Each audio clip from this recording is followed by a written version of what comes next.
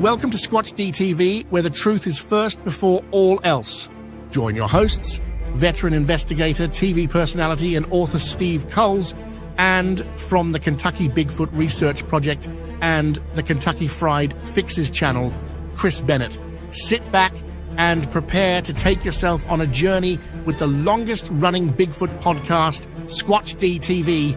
Here are your hosts, Steve and Chris.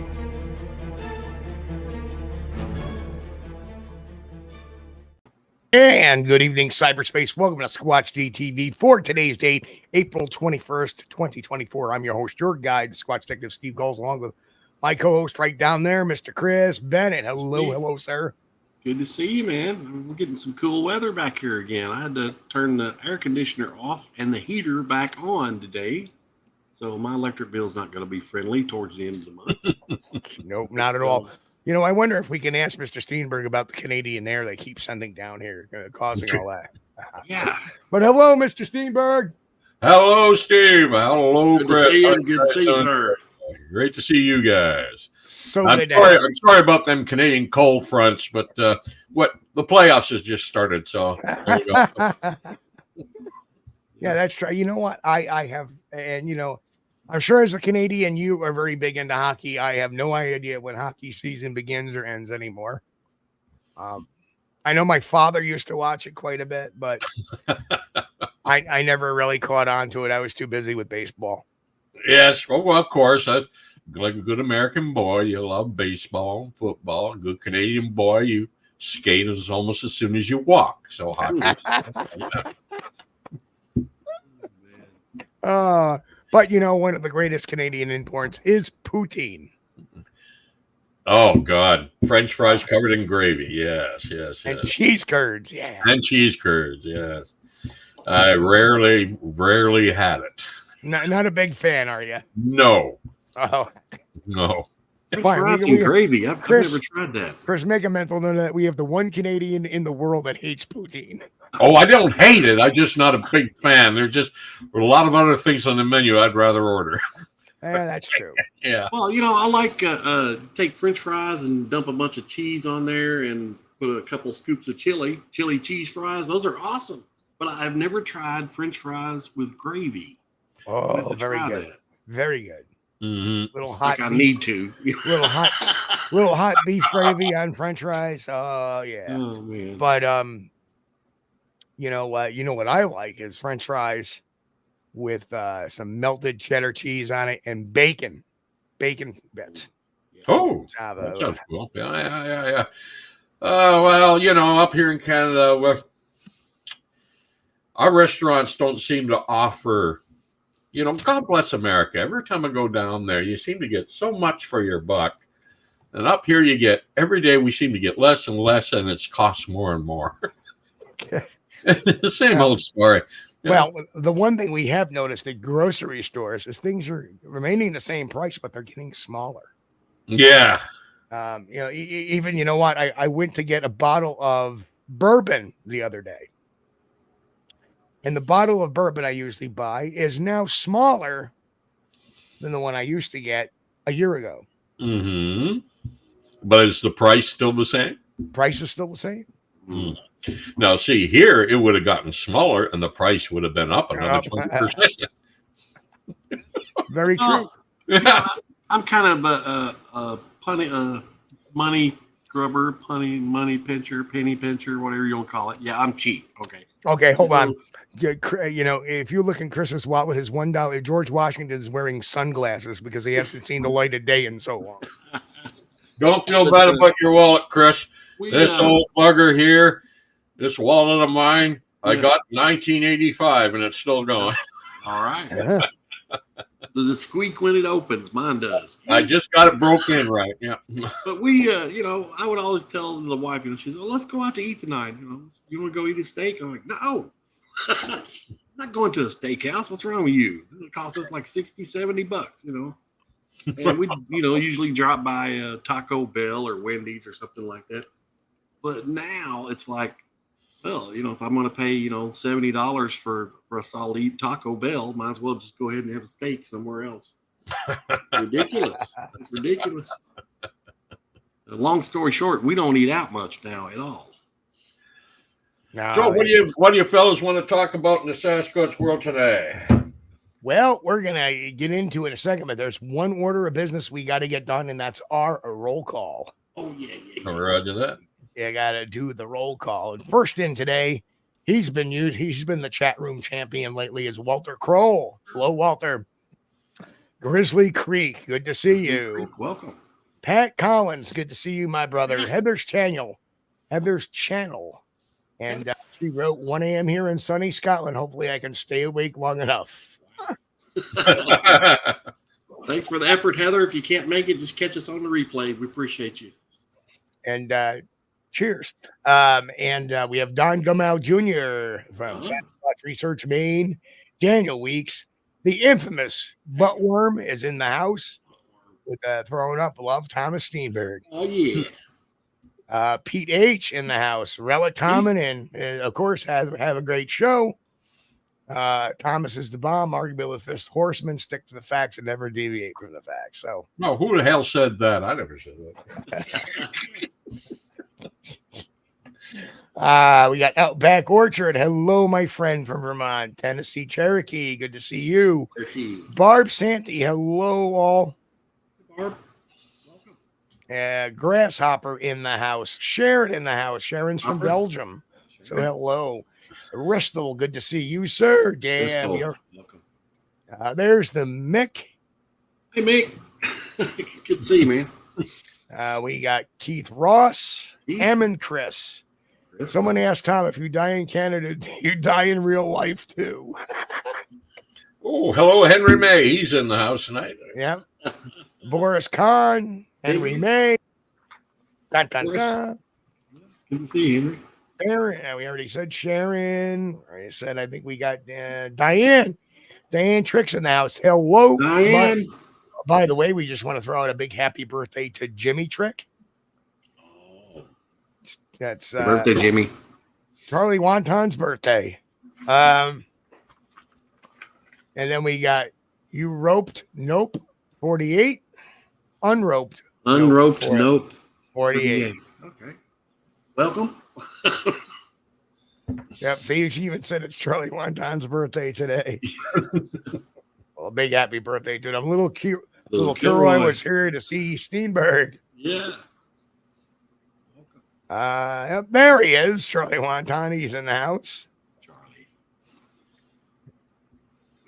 So Tom Connolly is in the Tom Connolly's here. Jimmy. Arthur Watch, Angel Nolan, Brian and Chewy go hiking. Max Powers. Hello, Max. Low Rider. Hello, John. Sasquatch Wizard Adirondacks. Robert Denduven. Jen is also here. Robert. Hey, Jen. Yeah, we got a full house here tonight. I'll tell you. Keep on going. We said Brian and Chewy. I saw Mike from Tactical Bigfoot Research. He's here. The Bat Mom is here. Bat Mom. Kaiju Ninja 1985 in the house.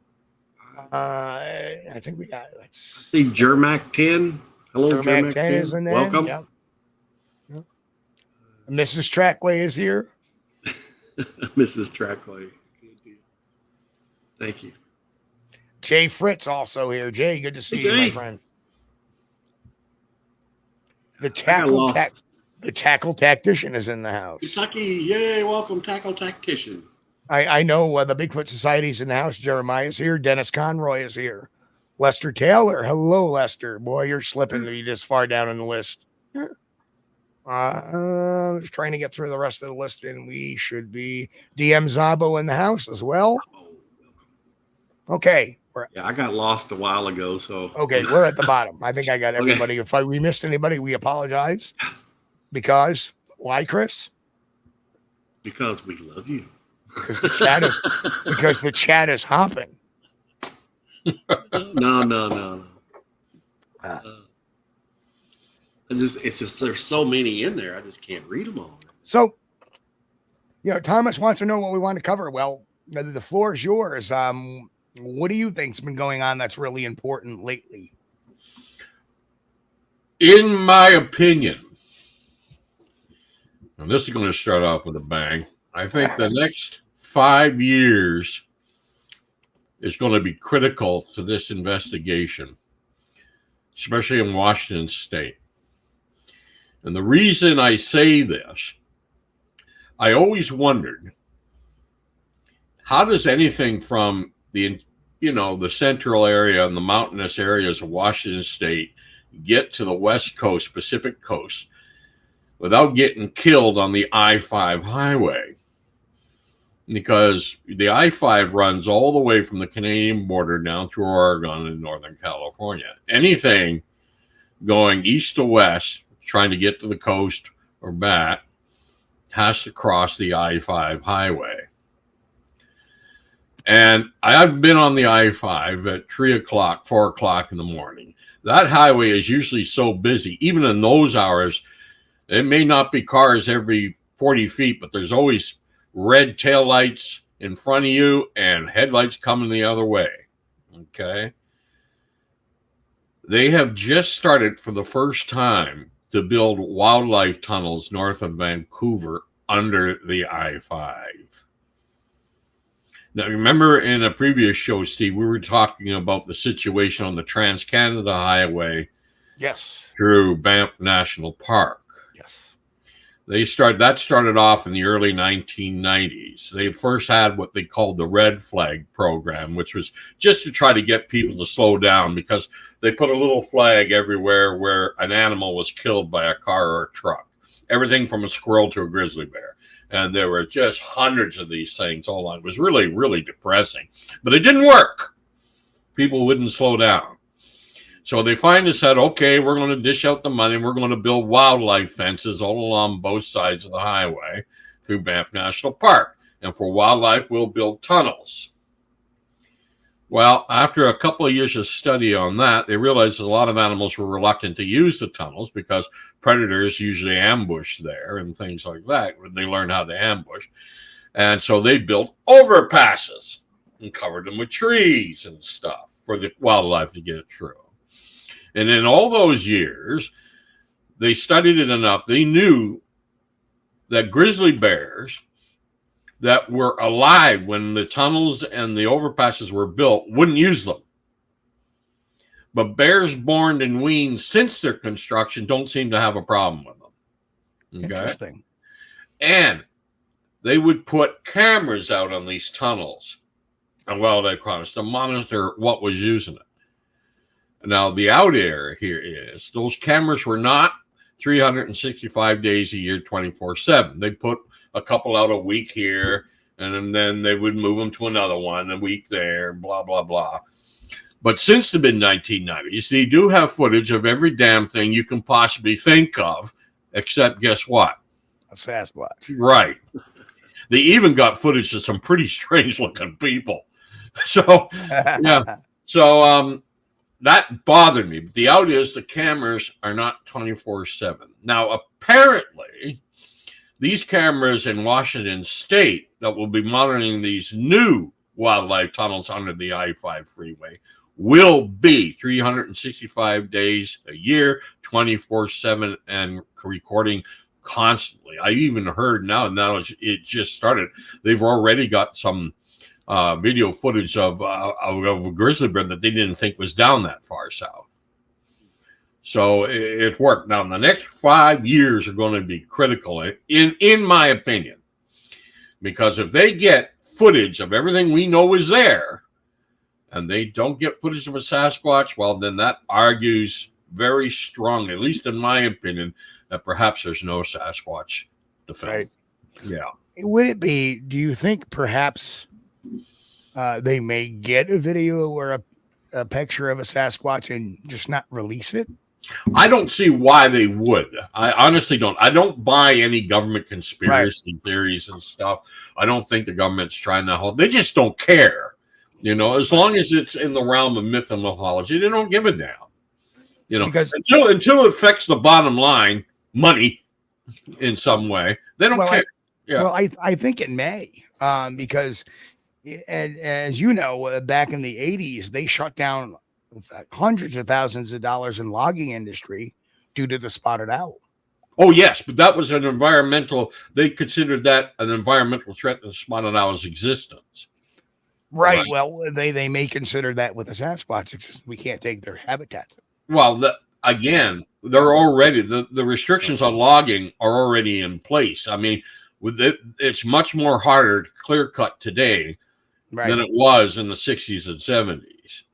They're not allowed to go in hodgepodge and just cut whatever they want. But there's another reason too that I think I mean, and I'm not saying there's a cover up.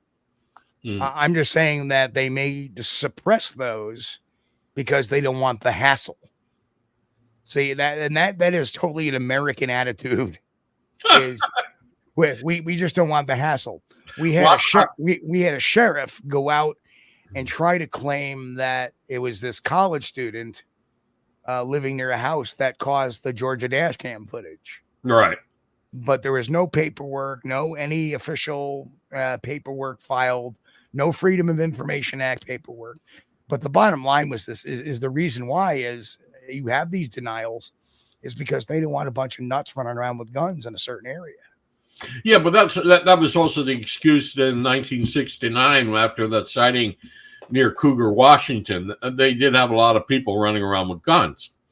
But again, it all comes down to public interest. And quite frankly, the government can't keep a secret if its life depends on it.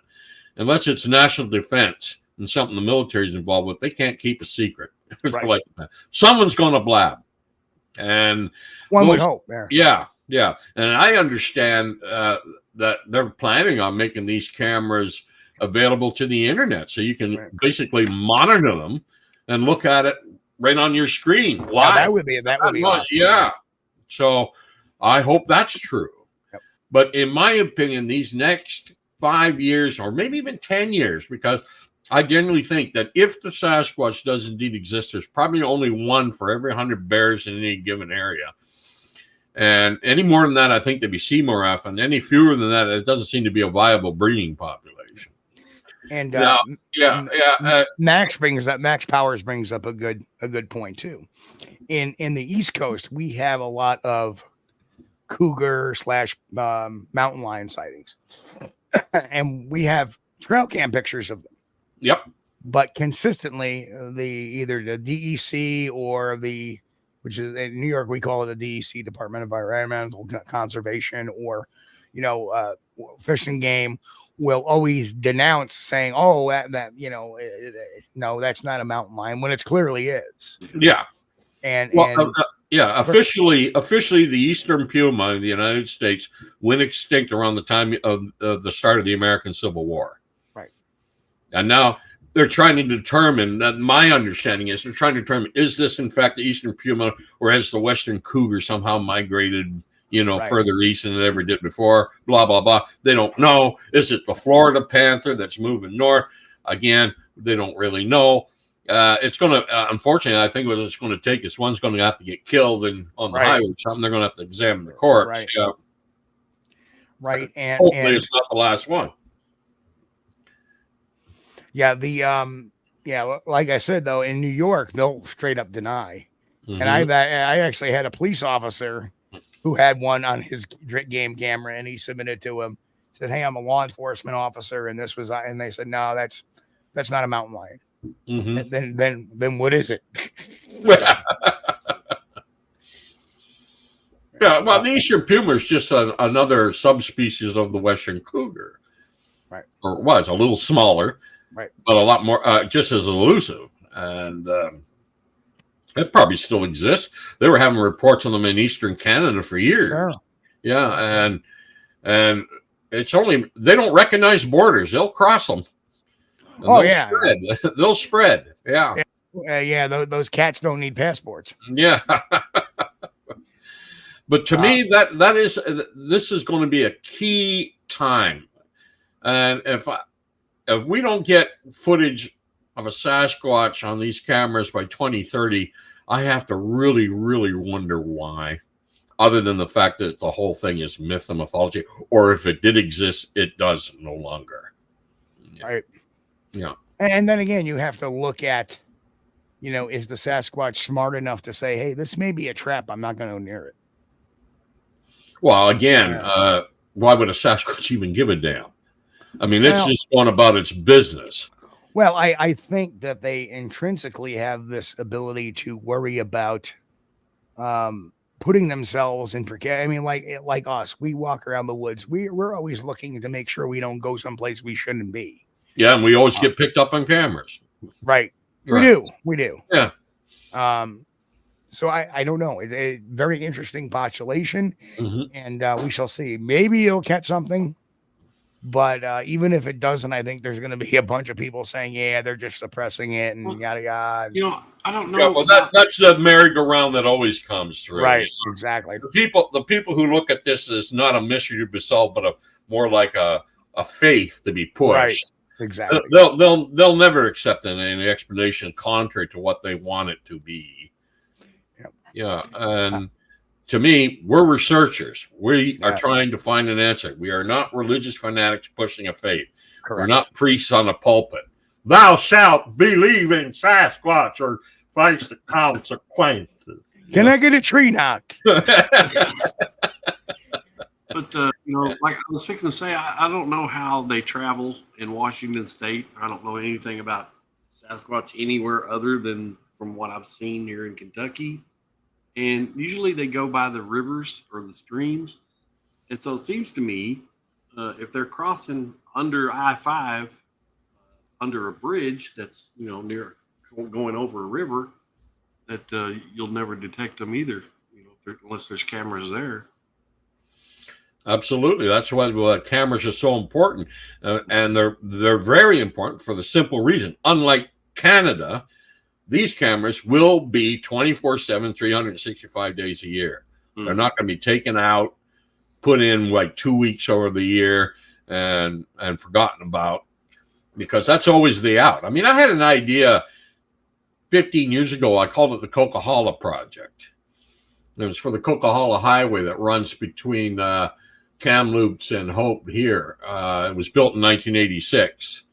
They don't have overpasses, they just have tunnels. And I had the idea then that if we could place a solar-powered trip camera to cover those wildlife tunnels 24/7, 365 days a year, and it would have to cover all the creek tunnels and river tunnels as well, anything big enough for a man to get through. Mm-hmm. And I don't know how long it would take. 5 years, 6 years, 8 years, I don't know. 24/7, 365 days. And we got video footage or photographic footage of everything we knew was there. And we don't get a Sasquatch. That would convince me there's no Sasquatch to get. But the problem is I don't have $1 million to throw away. So there you go.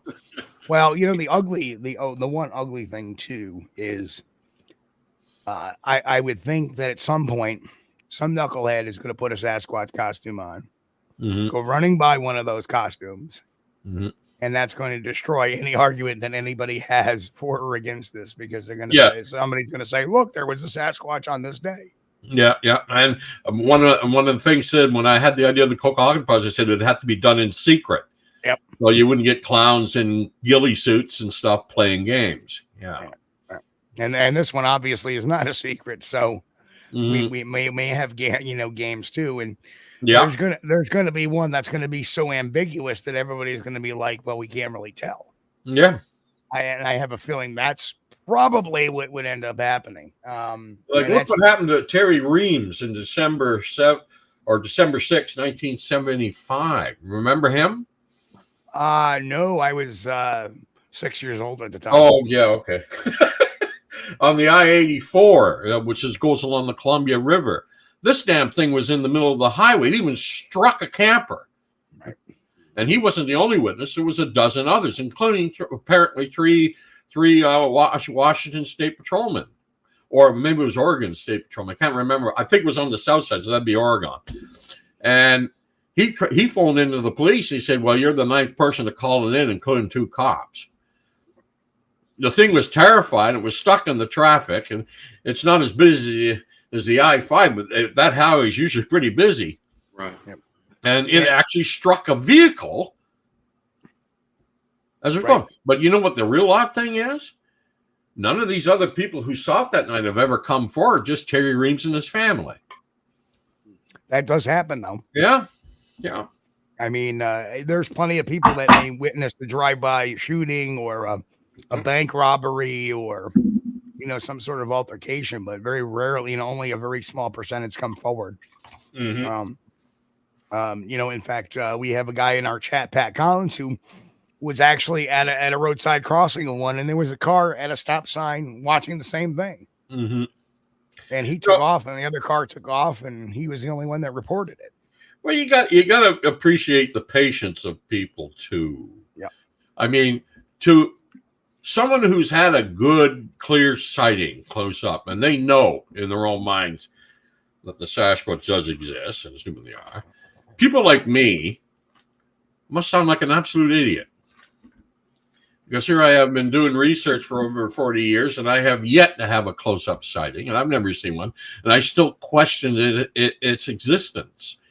But to someone who has actually seen one close up, they must think, boy, you gullible damn fool. No, not really.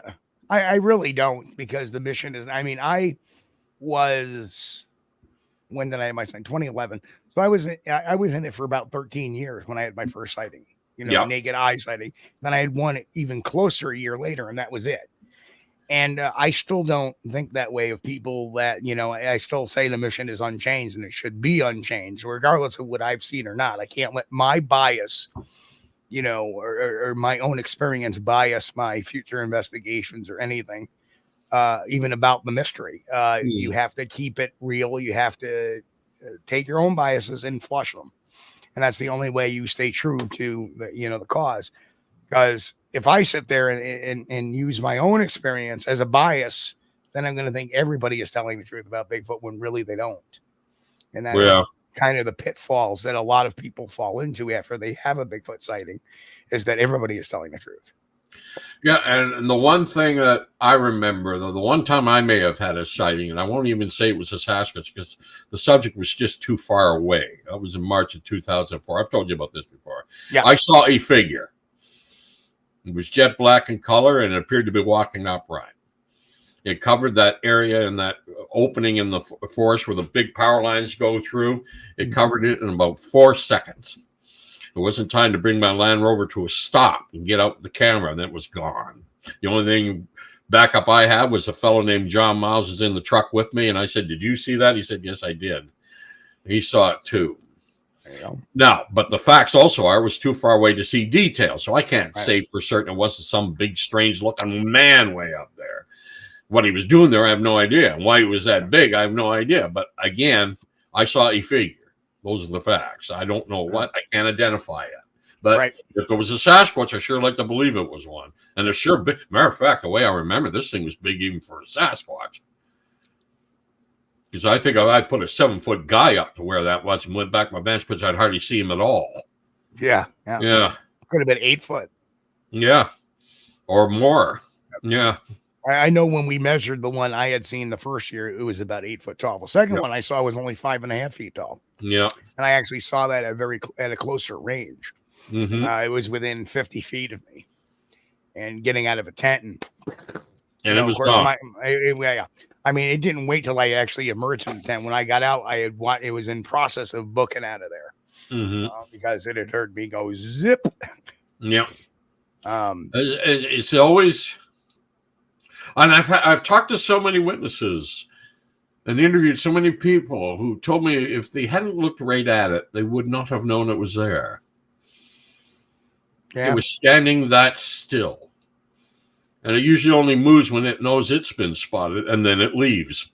Well, truthfully, the first one I had seen was actually standing right next to a utility pole. And I just put and the only reason why I had seen it there is because I looked up the road and down the road. When I was looking up the road, there it was standing next to it, and the eye shine hit me back. And it was like a 40-second standoff. Right. And it's never too late to admit you could be wrong about things. I may be totally out to lunch and everything I believe in this mystery. Like another example is, and in 2019, but before 2019 in August, I could never understand why some people would describe glowing red eyes. I said, why are you trying to make it sound scary? I've seen glowing eyes in the dark from almost every plant of wildlife you can think of, and it's always white or a little yellowish, oranges, but never red. Then it's 2 o'clock in the morning on the east side of Harrison Lake. Go around the corner, and I see 2 red lights down there by the road. At first, I thought they were reflectors on an old signpost or something, but then they turned away. Same thing happened to me as well with 2 other researchers. Yeah, and I did not think Sasquatch at the time, because quite frankly, there were only raccoon hide off the road. Right. It wasn't until I stopped and got out with my flashlight, I realized there's a 9-foot ditch there that if my car went in, that would completely disappear. You know, so what that was, I don't know. I have no idea, but the eyes were bright red. And that's the first time. So I had to eat a lot of crow and apologize to everyone I ever questioned when they described self-illuminating, or not self-illuminating, but red eye reflex. I said, you were right, and I was 100% wrong. Well, it is possible for eyes, in some instances, to reflect bright red. I never thought I'd see that myself, and I finally did. Yep. So there was another time, I was kind of blessed because when I had my sighting, I had a whole camp full of people 120 feet away from me. Mm-hmm. So by the time I radioed to the team inside the camp, they came out. It had already gone because I showed, and it walked around the southwestern side of the camp. And now the team inside the camp doesn't know what's going on. I said, I need ops team A out here now. They came out. What's going on? Would you see what's going on? And while they're talking to me, somebody in the base camp goes, hey, we got a lot of movement going on the southwest side of the camp. Because whatever I had seen started walking, on the far side of the camp. And what it was doing is all the leaves have dropped that night. It was watching our campfire. It was watching us at the campfire. We were their entertainment. We were their TV. Mm-hmm. And the second time when I saw the little one, I didn't say nothing to anybody until the next morning, until somebody said, something left a birch log behind my vehicle last night. Mm-hmm. I was like, and what we were doing during the day was we were collecting birch logs, which was amazing. So you have all these little weird idiosyncrasies that go on that, that's when I said, well, I wasn't going to say anything, but because that was my first reaction. The second time I had a sighting was like, I couldn't have just seen that.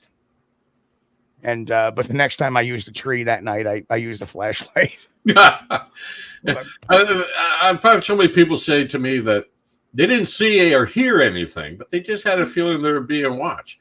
Yeah. Well, so of course you were. You were in the woods. The second you stepped into it, you're being watched. Always, yeah. There's always a dozen set of eyes on you. Everything from birds, squirrels, or possibly something even bigger. Yep, absolutely. So we got a ton of questions too. We need to get to as well, don't we, Chris? Yeah. Oh, I'm sorry. Go ahead. Yeah. No, we're there. They're building up. I've been kind of starring the questions there. You guys in the chat, if you could help me out a little bit, if you got a question, put it in caps because I do not have my reading glasses on. But I'll try to catch them as best I can. All right. Why don't you start with question number 1 there on the top there? All righty. This is from Robert Denduven. He wants to know, has Thomas had any interaction with a 1970s Bigfoot group from San Fran named the Bay Area Group? Individuals who are now passed away, but that was after the Bay Area Group had disbanded. Yeah. The Bay Area Group was big in the late 60s, early 70s. Yeah. Yeah. Sorry, they were a good crew, though sometimes Lummy there would go off in a little bit of the weird and wonderful, but other than that, it was pretty cool. They were a pretty cool bunch of guys. Yeah. Yeah. Yeah. You want to get to the next one, Steve? Yes, I'm sorry. I had to let the office assistant back inside the office. Oh, okay. He was knocking on the door. So anyway, this one's from Boris Kahn. Says, Mr. Steenburg, who would you call the current 4 horsemen of Bigfootery? Well, Steve Kulls and Chris Bennett there. God, no. I don't need any more titles. Okay, I don't know if there's any 4 horsemen, but a group of guys I hang out with, and we're part of a group that's called the Bookwas Crew. That's Jerry Matthews, Bill Reed, Leon Thompson, and a guy who does not wish to be identified. I'll just call him J and C. How is Leon doing? Four Horsemen compared to Green, DeHinden, and Byrne, and Krantz. I mean, I don't know. That was a different era. And there are a lot of good researchers. Unfortunately, they're far outnumbered by the inmates running the asylum. So who would be the Four Horsemen today? Well, Rick Knoll was good. Daniel Perez. Meldrum, of course, yes. Maybe John Moynizinski.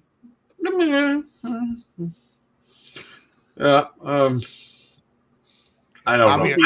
I don't even know you can use that label anymore. Yeah. Well, I think Bindernagel for sure would have been. Oh, the late John Bindernagel was a first-rate researcher. Yes, I really got along with him well. And then there was Dr. Leroy Fish at one time when he was alive.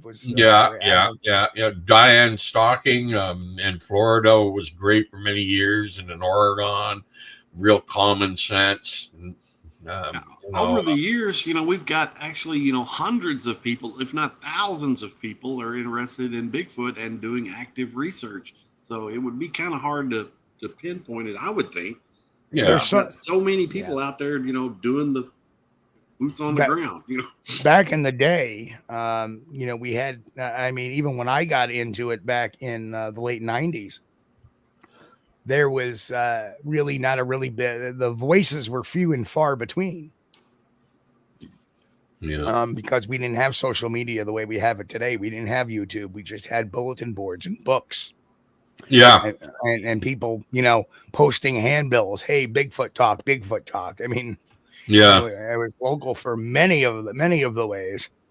And there was far fewer people really interested in following up then. Like I started in the mid to late 70s, and Green, DeHinden, Krantz, and Byrne were basically the guys you went to for information. And half the time you couldn't get them in the same room together. So yeah.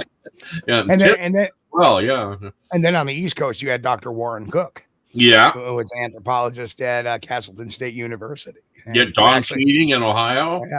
Yeah. Okay, next question. And I'll follow up with this one too. Is I have a friend of mine claims to have seen them run across I-90 not far from me at early morning hours. And here is a funny commentary to that is that I used to interact with a lot of Canadian truck drivers that were coming from Quebec. Mm-hmm. And they used to tell me stories of seeing them run across Interstate 87, the Adirondack Northway, frequently. So that kind of resonates too. So, I mean, if there's an interstate there, they're not attuned not to run across one in the middle of the night. It's a pity they don't run across more often when a car with a dash cam. Yeah. Mm-hmm. Yeah. Well, so many of the reports were road sightings, them crossing in front of cars or off to the side or stuff like that. And yet now that so many cars have dash cams, well, the few videos are open to interpretation. We don't really know what there was. Right. And we've already had one hoaxer killed in Montana. Yeah, the guy that got pinballed off a couple of cars driven by 18-year-old girls. Yeah. Which is horrible for them. Yeah. I just wanted to finding the trackway put out there. We prefer the term Shetland pony sled riders.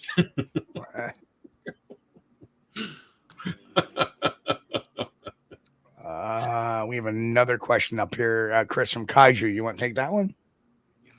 Let's click back in here. From Kaiju Ninja 1985. Thomas, with not having a sighting for that long, what keeps you going on investigating? Pig-headedness, stubbornness. My late white would say carefully plotted insanity. Masochism. I just want to know one way or the other. I mean, I've been obsessed with this mystery ever since I was old enough to read. And there isn't an hour in the day goes by I don't think about the Sasquatch. When I was in the Army, and we rarely had time off, but when we did, all the other guys would go hit the bars and go chasing women, whereas I went in the bush looking for large bipedal apes. And yes, that made me the odd one out. That made me the oddball. So it's I don't know. I just want to know. I mean, I really don't think on this in terms of proving it to the public in general. I keep going because I want to know. I want to know. Yeah. Whether it's a fact, a flesh and blood creature population out there, or the whole thing is myth and mythology and a great piece of North American folklore. And even that makes it worth studying and cataloging. Yep. Well, Thomas, earlier you told us you think you may have had a sighting. You're not. I know you're critical of yourself, all right? And there's nothing wrong with that, but you said it crossed a power line cut. And it was running, right? No, it seemed to be walking. Okay. Walking. And I basically saw it from the knees up, because what it was walking in was that tall. Right. Okay. And it was jet black. I mean, pure jet black. And that's what I saw, a figure. And it just crossed. It was already halfway across when I first spotted it. And I just saw it for the last 4 seconds before it disappeared into the trees on the right-hand side. I brought the Land Rover for the hunt, opened the door, grabbed the camera. It was gone. I looked at John Miles, who was in the pasture. He said, "Did you see that?" He said, "Yes, I did." And that was it. And John Miles, he lives out there in 20 Mile. And he's had a number of incidents over the years as he's been out there. And he wonders about. Yeah. Now, the next one is actually a question. And it's, well, Thomas, some people claim to see Sasquatch behind every bush, rock, and tree in the forest every time they step outside. I think they're full of horse feathers. The only question I have is, does that also include the land between the lakes? Sorry, I had to throw that in there. Anyone who claims multiple incidents and can never back it up except take my word for it, there's a big red flag right there. Yep. Okay. Inmates running the asylum. Yeah, I remember saying to this guy, you know, he was coming up with it was a Facebook post saying, "Oh, well, they do this, they do that, and they know your intentions and all this other stuff." Mm-hmm. You know, you have to be clear of mind and spirit. I'm like, you know, and I said, well, what scientific where is the scientific evidence behind that? Mm-hmm. He goes, well, unless you've seen them, you wouldn't know that. I go, well, actually, I've seen 2 of them. He goes, well, until you see 35 of them, you have nothing. I'm like, okay, buddy. Wow. That's a tall order. Fact. True story. Well, I'm sure he sees them in his dreams. Yeah. So that's when I put, oh, okay. Now I know what I'm dealing with. Have a good day. Yeah. And researchers, the biggest problem is researchers. Too many, other than lunatic inmates running the asylum, you know, people are just weird and just want to pretend they're Mulder and Scully, you know, and because it fills some void in their lives. There is... I made up a term years ago. I call it Ivan Marks syndrome. Okay, because Ivan Marks is the first example of this I ever knew. Ivan Marks syndrome refers to any researcher who may have been involved in something authentic once, you know, and they're the center of attention for a while. But when that attention died down, it turned out the attention was more important than the subject. So they start hoaxing to remain the center of attention, hoping that they'll come across something authentic in the meantime. And it works until they get caught. And of course, to me, and I'm only expressing my opinion, the biggest example of that now is one Todd Standing. I personally do not believe a word the man says. That's just my opinion, yeah. Nope. What was that? I think that was Ivan's protege. Don't get me a sample.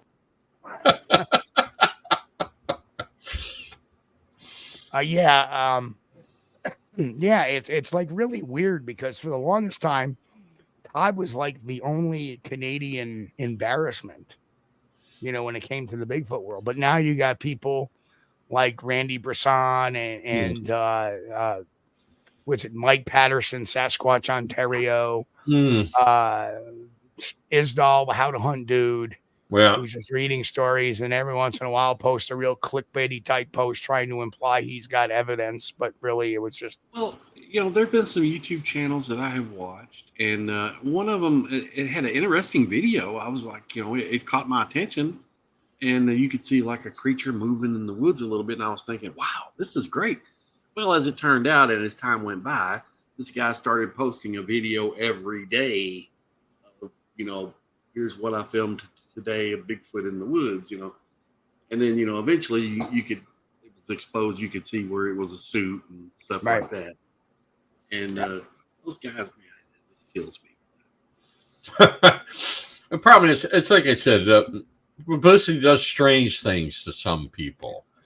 I mean, and it fills some void. Like, well, let's not get into individuals, but oh, what the hell? You can't help it. Todd Standing started off in the late '90s by trying to promote a low budget horror film called Sylvanic. Correct. Yep. And I have a copy of it. It's the usual typical story: people going in the bush, girls with big boobs getting knocked off one by one. That kind of thing. and then he came. Suddenly, he was saying he was looking for this. He discovered this mysterious valley in the Lougheed Park region, the Kananaskis country of Alberta, an area I spent over 20 years in. And you went through this hole in the, and of course, when he talks about himself, he's like Mr. JTF2. He's super commando. He crawled over a mile up that creek, and again, that kind of thing. It's just ridiculous. And the whole story stuck from the beginning, but people fall for it. And he started producing these photographs. The first one was of a blonde one. We called that the David Bowie Sasquatch, where you basically got the face and head, but you couldn't see anything else. It was like he was only 8 feet from it. And for some reason, it's looking straight ahead, not at this human down at its crotch with a camera. And then he came out with the Blinky picture and the Blinky video, which is we call that the Chewbacca Sasquatch. Again, just a head and shoulders. He couldn't get anything else. And he's all kinds of films of this and that, usually of him running around outside his tent with flares saying, "Get out of here!" I've seen that. Yeah. And he conned a lot of people. I mean, even Les Stroud. Les Stroud was out there. He said he heard something. He said no one knew he was there. Well, of course he knew he was there. Todd Standing's the one that dropped you off. He knew exactly where you were. Yeah. Use your common sense. But again, there you go. Some people still think, he's God's gift to the Sasquatch field, and everything he says is true. Well, fine, go ahead. And now there's this. Go ahead. Yeah. This wonderful, and I hear this very often. Well, I know Todd's fake and stuff, but I believe he started off as a legitimate person. And I'm like, no, he did not. He kept saying the Sylvanic area was this area only known to the First Nations people. Well, Sylvanic is not even a First Nations type of name. It's a Latin name. And it's very coincidental. His mother was named Sylvia. So it's like all this nonsense with, people trying to stick up for him, even in a little bit of a sense. Mm-hmm. The difference why Todd Standing got so much attention was, I'm only expressing my opinion, for a while at least, he had money to spend on his hoaxing. Yeah. Right. But when you see the BC government lose, you can't just walk away. I mean, those lawyers got to be paid, even and his pay-per-view videos didn't pay off like they were hoping he would. So, but again, that's a whole. It just goes on and on and on. And the funny thing was, his lawsuit was not about presenting Bigfoot evidence. A lot of people thought in the United States that, oh my goodness, he's fighting for the Sasquatch. He's presenting evidence to the Canadian government. He didn't. The whole basis, and I actually downloaded the entire lawsuit. Mm-hmm. The basis of the lawsuit was the Canadian government was violating his civil rights because he believes in Bigfoot, and they're not acknowledging that. That was the argument. Well, they did acknowledge it. They said, we don't buy it, but you can believe what you want. Right. And then it's like I said, politicians are politicians until it affects the bottom line. They don't care if Sasquatch exists or not. They don't care. Yep. Reminds me of certain video platforms too, Chris. Anyway, Boris Kahn says, "Love me some Steenburg." Honestly, amen. Well, Sasquatch field, half the people love me, half think I'm the devil. So, my question is what the hell happened to Adrian Erickson and the Erickson Project? Well, Adrian Erickson, after he bought the Carter Coy farm, that was the last I heard of it. And he also bought the farm in Kentucky, the ORV Kentucky farm. Yeah. After that, I think he sort of realized. I think he really believed what he was being told and ignored warnings from myself and other people. And the realization that he was being taken sunk in, and he just did what so many people do. He tried to quietly go away and get on with his life and try to get back some of the money he lost. But what I heard was that he got out mainly because of the real estate crunch in 2008. That's what that hit him hard. Yeah. Yeah. In fact, I remember Janice Carter complaining because Adrian was paying her to stay there. Mm-hmm. And, here it was that we thought this was going to be a really legit, scientifically based program. And he had a good scientist, Lee Lahad Sheikh, attached to it. And I forget the other, he had a decent researcher attached to it too. I forget his name though. Foale. His name yes, Dennis Foale. Dennis Foale, yeah. That all seemed to have just kind of went by the wayside. And then when he had left, the scraps he had left of this so-called documentary, he hitched his wagon to Melba Ketchum. Mm-hmm. And I think that was his last ditch effort to try to monetize the whole thing. Yeah. So again, we get involved into money being a priority over ethics. Right. And after that, after 2012, he kind of faded off into the limelight, from the light and went off into the sunset, never to be heard of again right now. Yeah. And that Matilda video turned out, I mean, it was obvious a Chewbacca mask. Why he couldn't see that, I don't understand that. And I don't know why, but the Matilda video, somehow I associate with Randy Bresson. Well, I think Randy Bresson was he asked me a few times and he didn't like what I had to say, so Erickson stopped talking to me.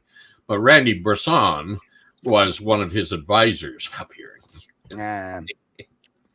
Yeah, because he was taken in by Randy and his storytelling as well. Right. And I think a lot of Americans don't know Randy Bresson as much as the Canadians do. Yeah. Because he himself has kind of faded off into that sunset as well. Well, no, he's still there. He's got his clits and his little Nicofol, subscribers and stuff. He still pops up every now and then. Yeah. And really, Randy is a human being. You couldn't ask for a nicer guy. I mean, same thing with the late Paul Freeman. I knew him well. And Paul Freeman, he's the kind of guy who would take his shirt off his back for you. And the world were filled with Paul Freemans, it would be a better place. But for some reason, on this subject, Ivan Mark syndrome. Yep. In my opinion, yeah.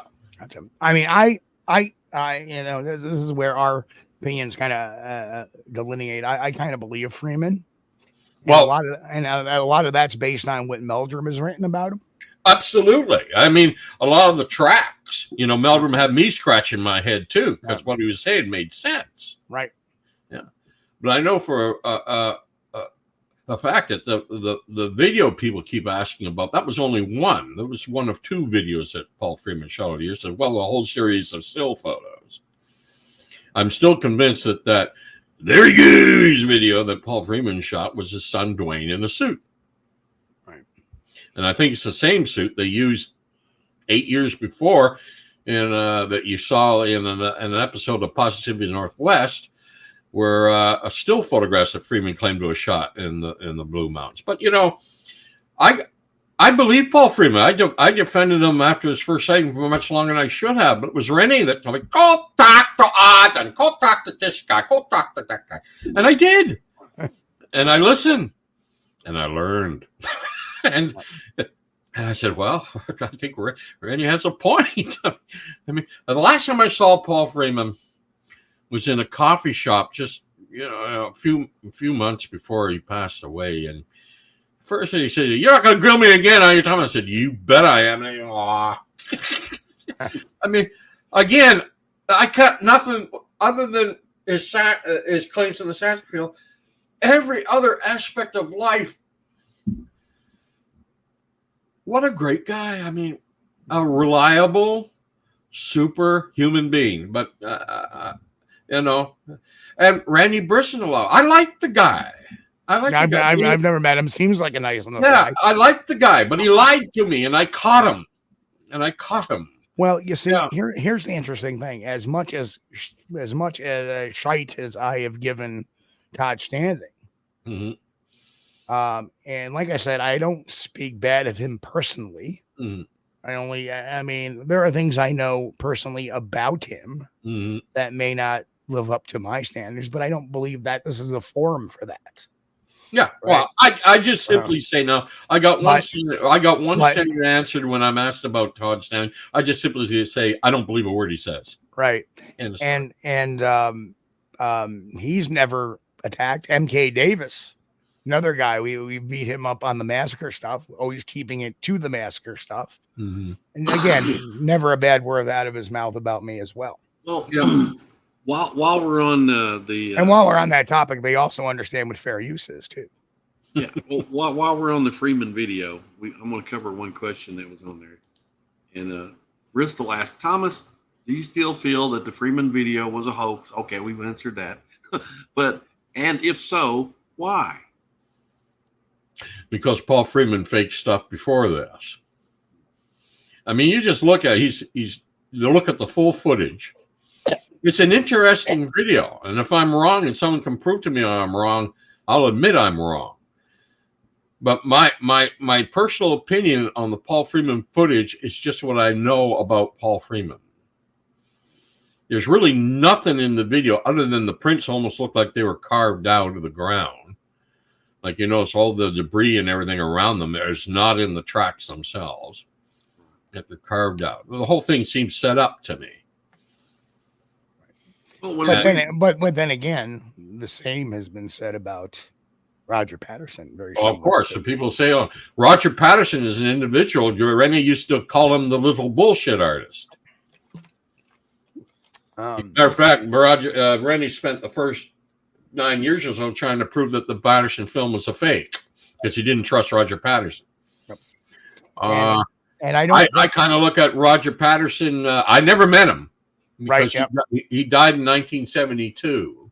But what I learned of him in the Yakima region, it was, I've told you this before, he was like Mr. Haney in that old Green Acres show. Everybody knew him. Most people like him, but everybody also knew, for God's sakes, don't lend him any money because you'll never get it back. Right. Yeah. And that's and people give Greg Long a lot of shit for that.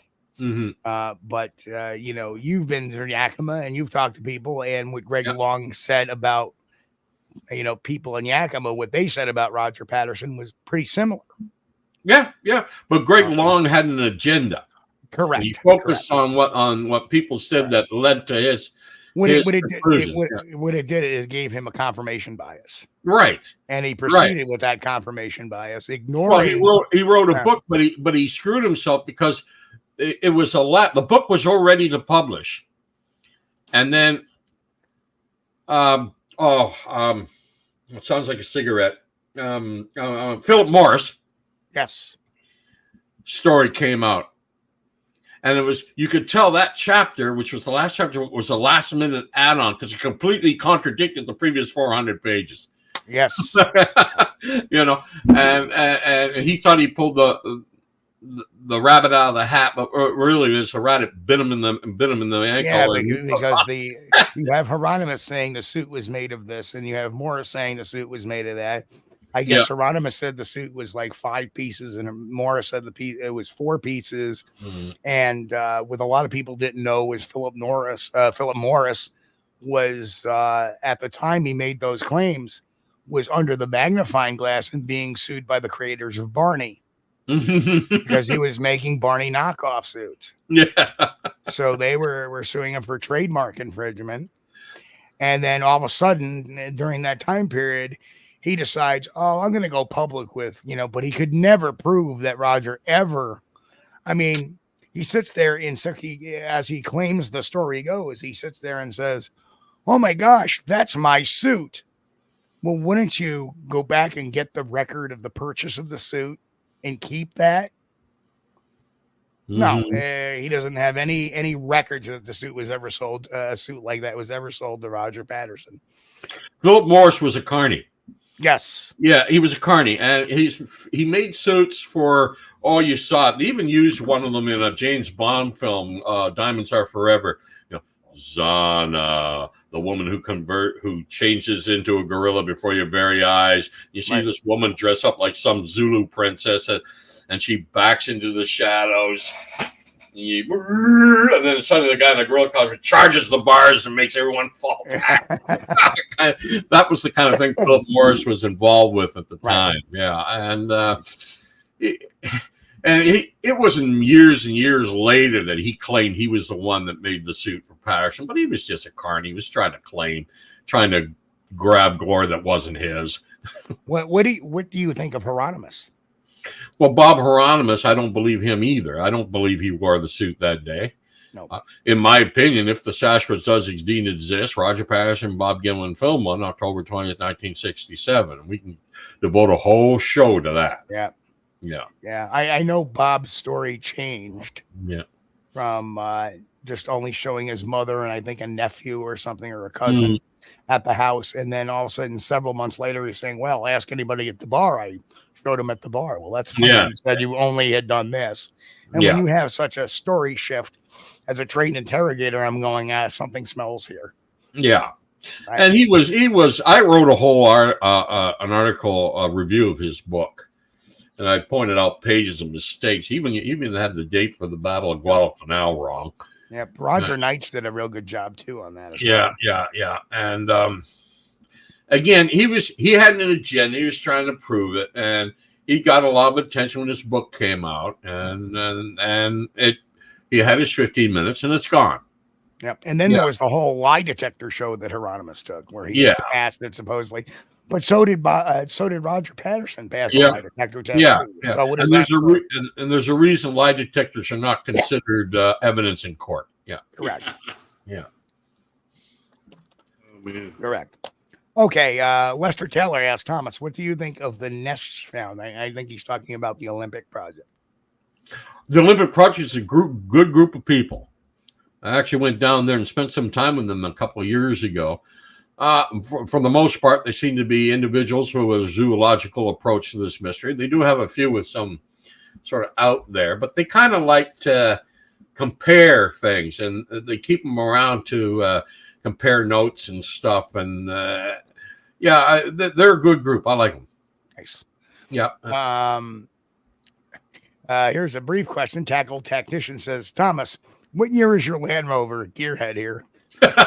My old Land Rover, which I no longer have, was a 1978 Series 3, ex-British Army. There you go. Yeah. Right. Military stuff. Yeah. And does the Canadian Bigfoot have a Canuck accent? And Canuck is spelled with a C, not a K. Well, you don't know what one real big difference between Canadian descriptions of Sasquatch and American? I have no idea. You ever notice that when people draw in the United States Sasquatch or do statues of it, he's always ripped. He looks like Schwarzenegger in his prime with hair.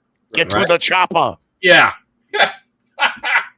Canadians describe he may be big and powerful, but he's more like Andre the Giant. Yeah. He's not ripped. He's just big in general. Yeah. Yeah. That's one major difference I noticed between the two cultures. Yeah. And that and the fact that Bigfoot is everywhere, especially in the Pacific Northwest. Bigfoot burgers by or Bigfoot pizza by this, that. The only place really in all of British Columbia like that is Harrison Hot Springs. Okay, Boris Kahn has a really good question, and it's for an opinion. And on the opposite side, who are the foremost embarrassing researchers? Hang on. Should we? That list is so long. Hang on. Well, let's predicate this. Okay, here we go. Are you expressing my opinion? Okay, all right. The late Eric Beckford. Oh, hang on. Weird. Oh, hold on. Might even have a parallel universe where Tom Biscardi is honest. I knew you'd find that one. That was one of the all-time greats right there. By the way, Tom Biscardi's on that list too. Yeah. Todd Stanley, of course. Give me a Snapple. Yeah. Todd Stanley, of course. I don't believe a word he says. The list is so long. I mean, we could do another show on that. Yeah. Yeah. Okay. Well, that's good enough for now. Another question. Thomas, does Sasquatch still drink kokanee beer, or did he switch to Bud Light? Nope, kokanee. No one drinks Bud Light. Tackle tactician again. Thomas, do you think with all the Bigfoot shows like Finding Bigfoot have a positive or negative effect on the subject? Definitely a negative. And I'll tell you why. I mean, what you put them all together, and you got Duck Dynasty looks for Sasquatch. They're ridiculous for the most part. Okay, for the most part. Fighting Bigfoot tries, but they admit it. They did a show up here, and I helped them get all the people that they had in their auditorium here in Harrison were people from my files I asked to go, right? And they said it to me. They admitted it to me. The people behind the camera, the producers and the directors said, our goal is to justify another season. Right. We are a show, okay? The worst thing that can ever happen to us is we find Sasquatch. You know, and they admitted it. And Matt Moneymaker told me once, we just hope the show gets people to think a little bit. Okay. And let's face it, there are a lot of shows that have been around the last 15 years that make Finding Bigfoot look like a Smithsonian special. Right. I mean, they're just nuts. Like I said, Duck Dynasty looking for Sasquatch. I mean, they're just crazy. The documentaries I like were the ones made during the 70s and the 80s. No, basically just stated what was claimed, put out the evidence you have, and they let the audience draw their own conclusions rather than trying to tell you. And then in the 90s, I think it was 94, A&E had Ancient Mysteries, and they did a with Bigfoot. That was good. Yeah. I thought Monster Quest was fairly a good show as well. I was on Monster Quest a couple of times. We are alumni in that show. Yeah. And now I'm doing episodes of The Proof Is Out There with Tony Harris. Uh-huh. And I've been doing that with Jeff Meldrum, Ken Gerhardt, Cliff Barrickman, and Kathy Strain as part of the Bigfoot panel. And another good documentary has come out on the Trail of Bigfoot, The Origin. I just got it in the mail. Nice. Yeah, it's not too bad. It's pretty good. And they did a pretty good damn job on it. Yeah. Small Town Monsters has been doing some good work. Oh, yes. They do a pretty good job on it as well, yeah. Lester's killing me over here. Lester said, what happened to the Bigfoot in the documentary Bigfoot Captured? You know, every time someone says they've got the absolute proof, you'd know right then and there they're blowing it out the both ends. Unless someone lays out a body or a skeleton, don't say things like that. You know, it's just, I think it's just a trick to get people to tune in, but they don't have to. I mean, just say Sasquatch mystery. Here's what we know, and here's what we don't know, and here's what we're trying to find out. You know, do that one Bigfoot Captured. Yeah, I was getting phone calls while that was on. They got him. They got him, Chris. They got him. And Jeremiah at the Bigfoot Field. No, that's not Jeremiah. The Bigfoot Field Guide. That's Darren Lee.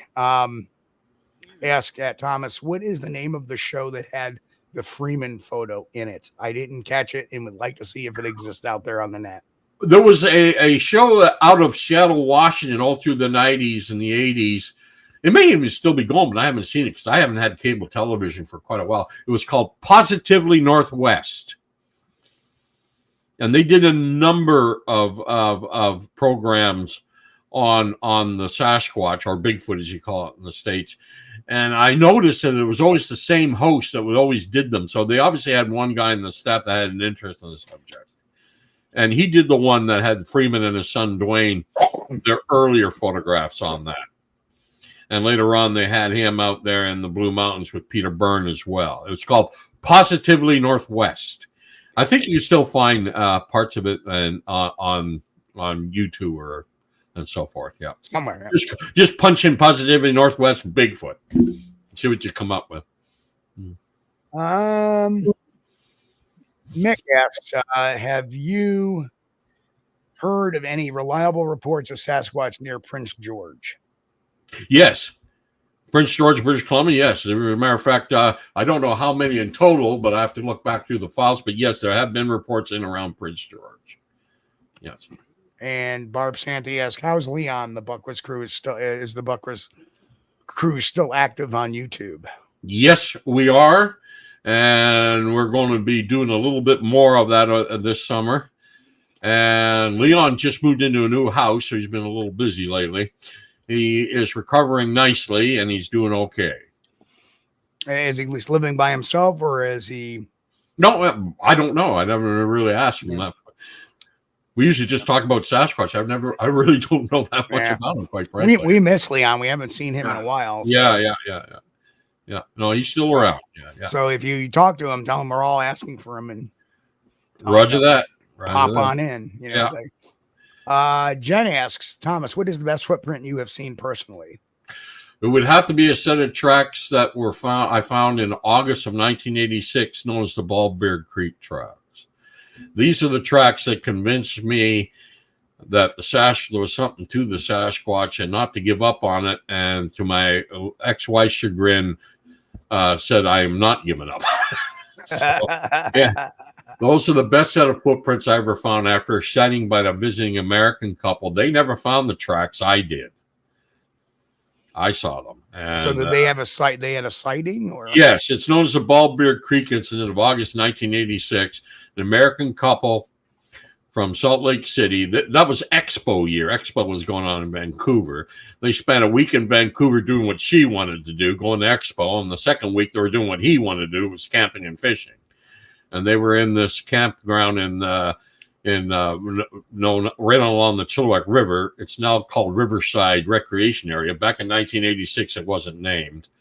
And they saw this thing sniffing at a stringer of trout they had hanging on a hook on a tree, and it took it and walked away with them.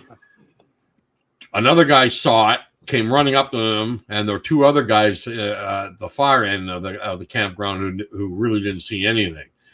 I heard about it from, I believe, the guy who came running up, and he just got a glimpse of it, and he told me something just happened. If I had been 15 minutes later, I would have missed them. I drove in through the exit, and there was this pickup truck coming out. They were just leaving with a camper on it, with Utah plates on it. And I asked them, did you hear about anything being strange? And she said, oh, you mean the Bigfoot? And the husband just shot a look at her like, but after I calmed them down and convinced them, they put off their leaving from out and told me the whole story. And after they left, I went across the road, which is a paved road now, but it was a dirt road in 86. And along the banks of Baldbeard Creek, I saw these footprints. And they were probably the best set of tracks. I cast two of them. And in the ferns and stuff, there were like over 100 of them. I mean, there were, but most of them were just like indentation in the fern and the ground. Mm-hmm. And I thought, it looks like a man looking for his keys. And I'm convinced that, assuming the story is true, that maybe it was stopping and seeing if it was being followed. And then it carried on to a rock slide area on the side of Ford Mountain, and that's where the tracks disappeared. I spent 3 days there looking into that one, yeah. And that was the best set of tracks, and that would convince me, because at the time, my ex-wife was giving, put the Sasquatch in the back burner and concentrate on more important things, right? Yeah. Well, that was the end of that. Yeah. And there was no way I was going to quit at that point. No. Next question up from OT. Hello, OT. Question: do you have more hope in discovering Bigfoot with the recent rediscovery of the Javan tiger, which was considered extinct since the 80s or 90s? I think my greatest hope, and unfortunately, the trend seems to be going the other direction. The trend seems to be pointing to its non-existence more than to its existence. And like what we were talking about at the beginning, the cameras. It bothers the hell of me those cameras have never picked one up. It bothers the hell of me that so many people with dash cams haven't got a good, clear image of. I mean, you go on YouTube, there's hundreds of videos of bears getting hit by cars, deers getting hit by cars, moose getting hit by cars, blah, blah, blah, or just wildlife crossing and not hit at all. Why hasn't something come up? Why? Do you think possibly it's because it's a primate and a little more intelligent at understanding what a road is? We got a lot of video of people getting hit too. Yeah, well, our people tend to be a little pig-headed, though, and a little egocentric. Oh, I can make it. Yeah, there have been alleged collisions between Sasquatch and cars before. They haven't been killed, but they have been incidents with cars before, very close calls, like the one we were talking about earlier, the Terry Reams I-84 incident of December the 6th, 1975. And several witnesses, and it actually struck a camper. Yeah. There was another one in Louisiana as well. Yeah. Where there was actually blood evidence, and the police didn't test it because it was the 80s, but they noted significant damage on the car. Yeah. And they noticed that whatever it was, something large had walked into the woods, and they didn't bother go looking for it.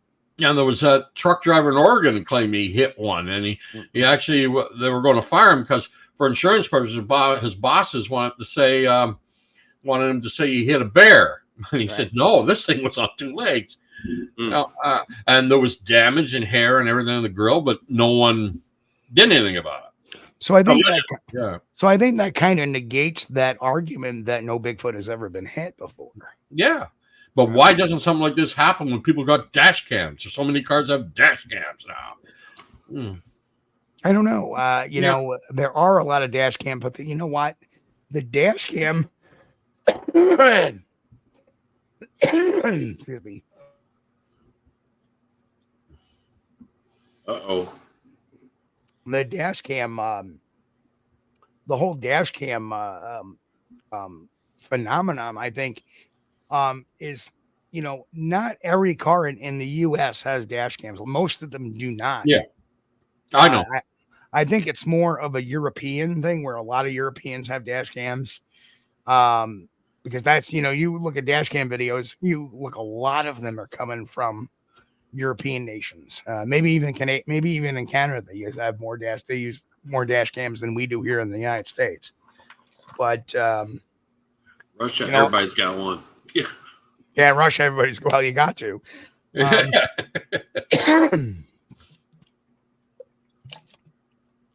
But yeah, I don't know. Hopefully something will come out. Like I said, the dash cam video I recall is you have that one in Russia, which people, anything from Russia to me is suspect. Mm-hmm. And then you have the Georgia dash cam video, which the sheriff made this allegation that he investigated it. Well, why did the number one officer in the county investigate? It just didn't make any sense to me, other than the fact that he didn't want a bunch of people running around the woods with guns. Mm-hmm. So he came up with a quick cover story to take care of that, because literally, when a cop turns around, he starts yelling into the woods, hey, one would think if you're hoaxing or joking, you'd come out and say, sorry, that was me. Well, Deputy Sheriff Herlingen, his name was, in late 1960s in Washington, actually stopped his patrol car and had his gun drawn on the damn thing. Yep. And he was not hired the next year because he wouldn't change his story. The sheriff wanted him to change his story, and he refused to do it. Yeah. Yep. And of course, we have the Brian Goslin incident, the incident at Bear Road. Mm-hmm. here in Whitehall, New York. Very same thing. He was on off-duty police officer. There it is, flashlight gun. There it is, 15, 20 feet in front of him looking at him. Yeah. Yeah. All right, back to Boris Khan has got a good question. Which classic story would you like to see as a movie? Ape Canyon, Ostman, Jacko, Bowman, or Ruby Creek? All of the above. Me too. Yeah, that would be kind of cool. That's a good question. But accurately done. Right. Yes. Yeah. Accurately done, not with a lot of fiction thrown into it. Well, unfortunately, that is the way of Hollywood. Yeah. Yeah. I've been pulling for a good Albert Ostman movie for years now, and I hope somebody out there can hear me and do it one of these days. Well, If you look at all of those stories, them in itself, without changing any of the facts, are very dramatic. Yeah. Very interesting, very fascinating. mm-hmm. And there's ways of adding some extra time into it, maybe a little fiction without really going against the storyline. Like, maybe, the first half hour of the Osman story, have him, out on in the wilderness, experiencing nature, and then noticing, as he said in his story, noticing these little oddities that have been going on. Like, I noticed that, or I heard that. And then finally the incident. I think that could make a compelling hour and 45-minute film. Yeah. Mm-hmm. And the aftermath, went through. Yeah. But then that's more of a documentary type thing. If you're doing a movie, they would tend to make it more interesting. Like the thing would come out of the bush roaring like King Kong, and I've